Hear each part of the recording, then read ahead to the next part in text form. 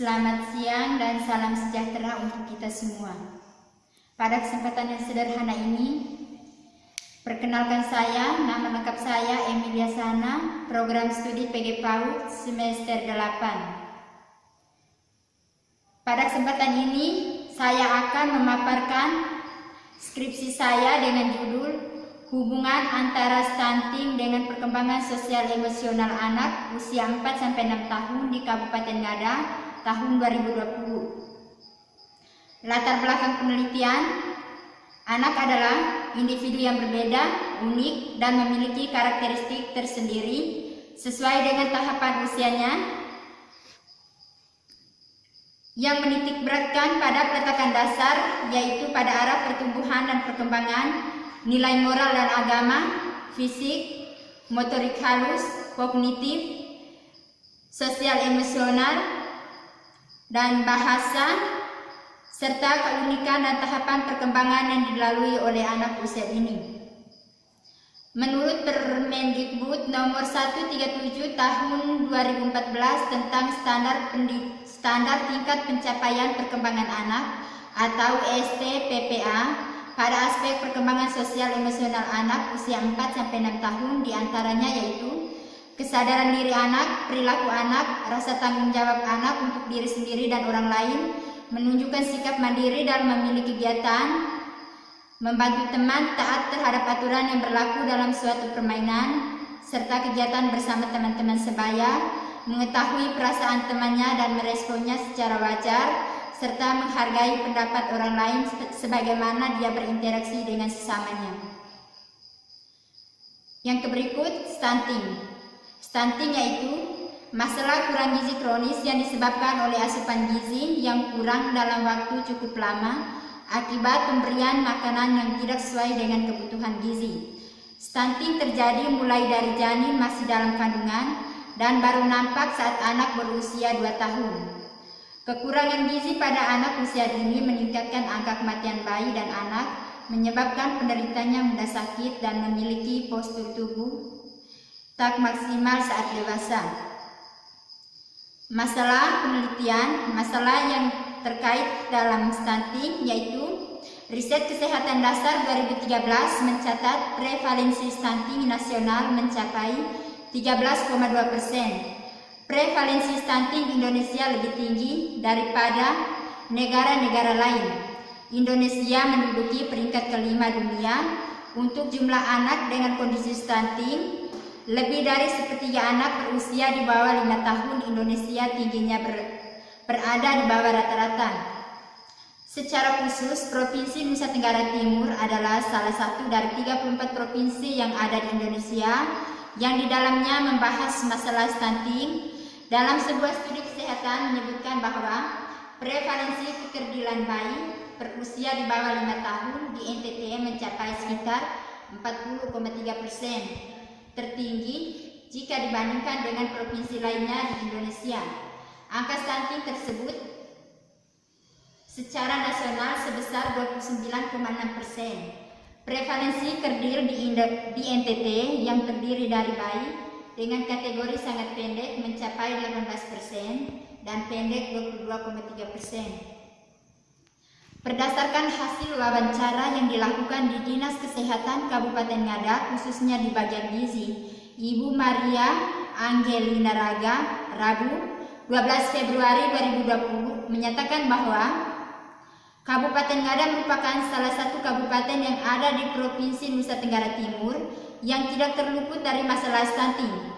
Masalah stunting tersebut menjadi salah satu persoalan yang dihadapi masyarakat Kabupaten Ngada saat ini, diantaranya kurangnya asupan gizi ibu hamil selama 1000 hari, kurangnya pemberian ASI secara eksklusif, kurangnya pemahaman ibu tentang gizi dan kesehatan anak. Perkiraannya jumlah stunting di Kabupaten Ngada secara keseluruhan yaitu 15,46%, dengan jumlah anak yang mengalami stunting adalah 1.684 anak untuk 2 tahun terakhir yang terdaftar dari setiap puskesmas yang ada dari setiap kecamatan. Hal ini menjadi keprihatinan Kabupaten Ngada untuk segera mengatasinya. Masalah stunting sangat berpengaruh terhadap perkembangan anak, salah satunya itu perkembangan sosial emosional anak usia dini. Upaya yang harus dilakukan agar masalah stunting di Kabupaten Ngada ini bisa terselesaikan dengan cara melakukan sosialisasi, pemberian ASI secara eksklusif, asupan gizi ibu saat hamil, dan menjaga kebersihan lingkungan. Hal tersebut dapat kita ketahui bahwa pengaruh stunting dengan kemampuan sosial emosionalnya berkaitan dengan sikap, mental, perilaku anak, apakah dapat berkembang dengan baik, hubungan persahabatan di antara anak, menyebabkan kecenderungan di antara anak-anak untuk membentuk kelompok-kelompok tertentu yang sesuai dengan kenyamanan anak, interaksi anak untuk mengungkapkan pendapat dan berbicara di depan umum, serta anak bersikap kasar, empati terhadap sesamanya. Oleh karena itu, perkembangan sosial emosional anak perlu distimulasi secara optimal dengan menggunakan model pembelajaran tertentu agar perkembangan sosial emosional anak dapat berkembang dengan baik. Berdasarkan pemaparan permasalahan di atas, maka peneliti merasa perlu untuk mengambil judul yaitu hubungan antara stunting dengan perkembangan sosial emosional anak usia 4-6 tahun di Kabupaten Ngada tahun 2020 sebagai judul penelitian. Rumusan masalah penelitian. Berdasarkan uraian latar belakang di atas, maka peneliti merumuskan masalah yaitu apakah terdapat hubungan yang signifikan antara jenis kelamin anak stunting dengan perkembangan sosial emosional anak usia 4-6 tahun di Kabupaten Ngada.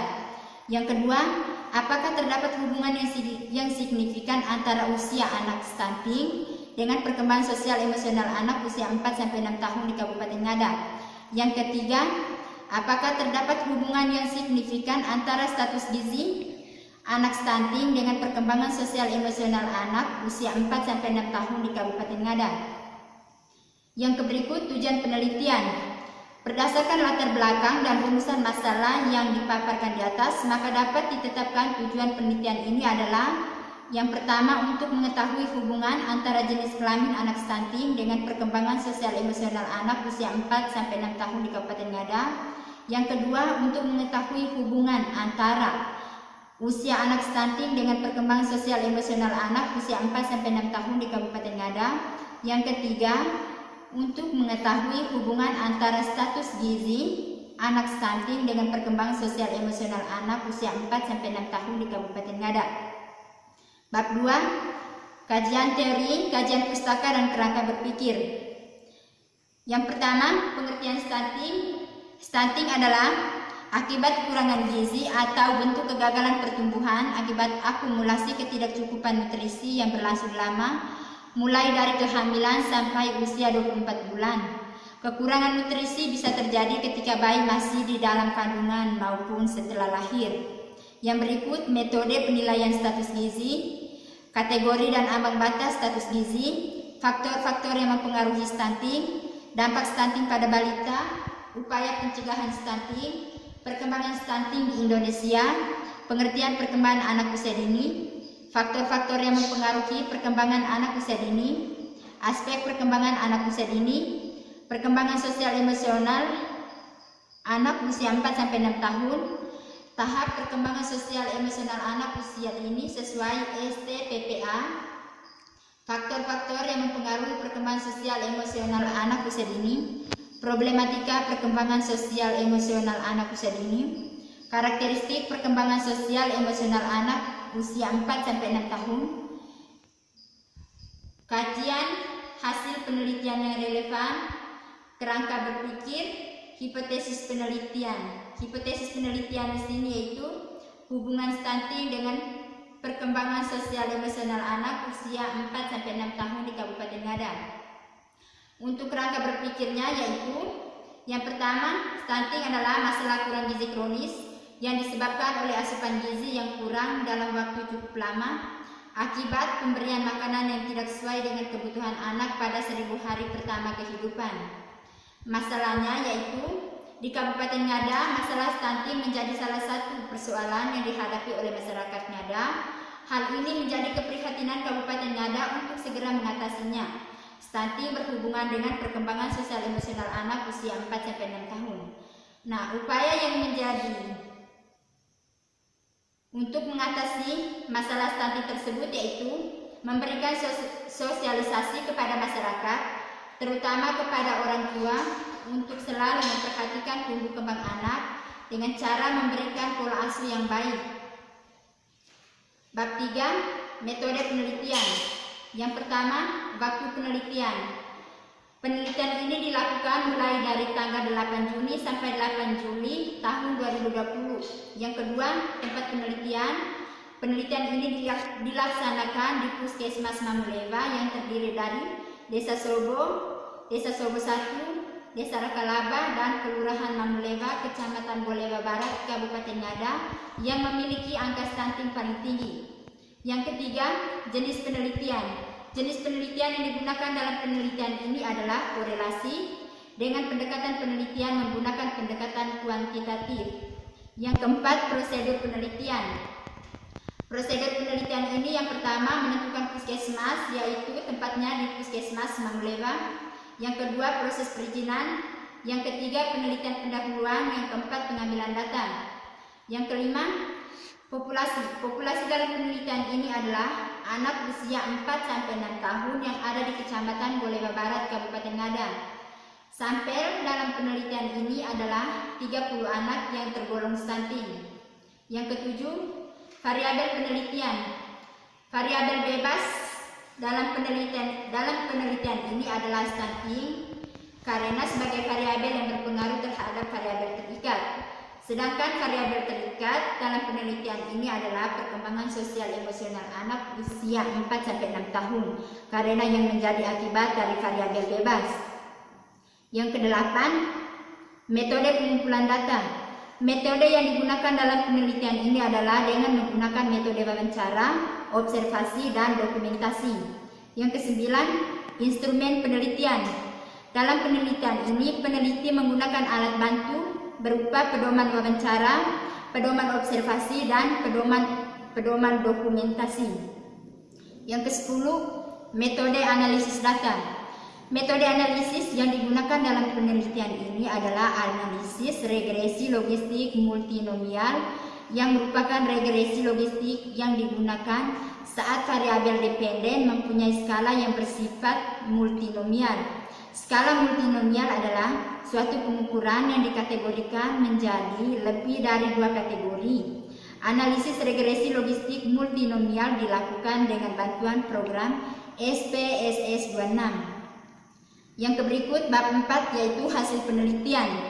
Hasil penelitian di sini yaitu setelah dilakukan penelitian ini, peneliti akan menyajikan hasil penelitian yang dilakukan di Puskesmas Mamuleva yang terdiri dari 4 desa, yaitu Desa Sobo 1, Desa Rakalaba, dan Kelurahan Mamuleva, Kecamatan Boleva Barat, Kabupaten Ngada. Jenis penelitian yang digunakan dalam penelitian ini adalah korelasi, yang bertujuan untuk menemukan ada tidaknya hubungan yang signifikan antara stunting dengan perkembangan sosial emosional anak. Yang berikut, metode yang digunakan untuk mengumpulkan data dalam penelitian ini adalah dengan menggunakan metode wawancara kepada orang tua anak yang mengalami stunting, pengelola program gizi Puskesmas Mamuleva, serta observasi perkembangan sosial emosional anak usia 4-6 tahun yang mengalami stunting. Yang berikutnya, deskripsi data hasil wawancara. Yang pertama yaitu berdasarkan data yang diperoleh dari hasil wawancara yang dilakukan dengan orang tua anak yang mengalami stunting, bahwa orang tua selalu menjaga anak, di mana menjaga pola makanan anak yang teratur sesuai dengan usul saran yang diterapkan dari petugas kesehatan, terus melakukan kunjungan posyandu untuk mengecek kesehatan tubuh anak. Yang berikut, berdasarkan wawancara dengan program gizi Puskesmas Mamuleva, bahwa dari keempat desa yang ada di puskesmas tersebut, anak yang mengalami stunting. Dari pihak puskesmas sudah melakukan sosialisasi dalam upaya mengatasi masalah stunting dengan cara mendeteksi dini tumbuh kembang anak, surveillance gizi, kunjungan posyandu setiap bulan. Yang berikut, deskripsi data tes perkembangan sosial emosional anak usia 4-6 tahun. Berdasarkan tes perkembangan sosial emosional anak stunting usia 4-6 tahun yang terdiri dari 30 orang anak sebagai sampel dalam penelitian ini menyatakan bahwa berstatus gizi pendek dengan Z-score min 3 SD sampai dengan lebih kecil dari min 2 SD, dan juga ada yang berstatus sangat pendek dengan Z-score lebih kecil min 3 SD. Berdasarkan hasil observasi tes perkembangan sosial emosional anak menyatakan stunting sangat berpengaruh terhadap perkembangan sosial emosional anak usia 4-6 tahun. Hal ini dibuktikan dalam uji parsial. Uji parsial di sini adalah digunakan untuk mengetahui pengaruh variabel bebas yaitu X secara sendiri terhadap variabel terikat yaitu Y.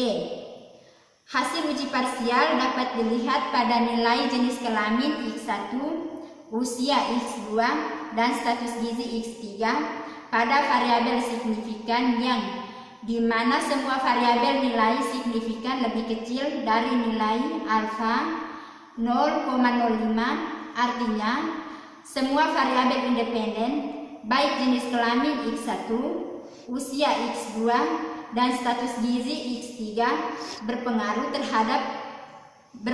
terhadap variabel dependen perkembangan sosial emosional yaitu Y. Yang berikut parameter estimasi dan pembentukan model regresi logistik. Parameter ini bertujuan untuk mengetahui ada atau tidaknya pengaruh variabel bebas terhadap variabel tidak bebas, baik secara serentak maupun secara parsial. Model regresi logistik adalah salah satu model yang digunakan untuk mencari hubungan antara variabel dependen yang bersifat kategorik dengan variabel independen. Pada persamaan koefisien yang bernilai positif tertinggi adalah jenis kelamin yaitu X1, disusul variabel usia X2, sedangkan status gizi X3 dapat diabaikan karena koefisiennya negatif. Artinya, variabel yang paling berpengaruh terhadap perkembangan sosial emosional adalah jenis kelamin atau X1, di mana perempuan perkembangan sosial emosionalnya lebih lambat daripada laki-laki, dan variabel perkembangan sosial emosional dipengaruhi variabel status gizi X3, di mana usia 4 tahun perkembangan sosial emosionalnya lebih lambat daripada usia 5 tahun. Kesimpulannya bahwa berdasarkan hasil pengujian hipotesis ditemukan bahwa terdapat hubungan yang signifikan antara jenis kelamin anak stunting, usia anak stunting, dan status gizi anak stunting dengan perkembangan sosial emosional anak.